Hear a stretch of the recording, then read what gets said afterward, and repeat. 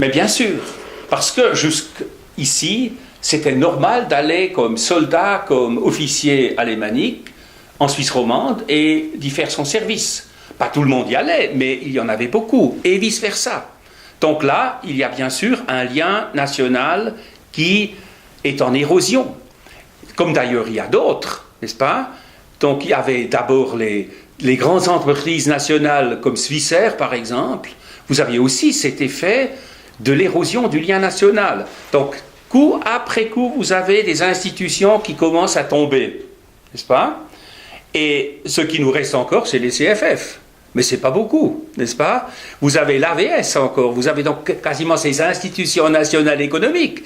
Mais il n'y a plus, au niveau du vécu, il commence à manquer quelque chose. Hein. Comme vous aviez, il y a 20 ans ou 30 ans, vous avez encore le Welschlandjahr. Hein. Vous avez en même temps le service militaire, etc., etc. Vous avez toute une des légendes militaires, Madame de Courgenay, etc., qui étaient encore présentes en Suisse alémanique. Vous ne l'avez plus aujourd'hui. Et vous verrez qu'avec ça, vous aurez de moins en moins de contact entre les romans et les alémaniques. D'ailleurs, il y a un autre problème encore. Ce qui est très intéressant, on a fait des études sur la mobilité des gens.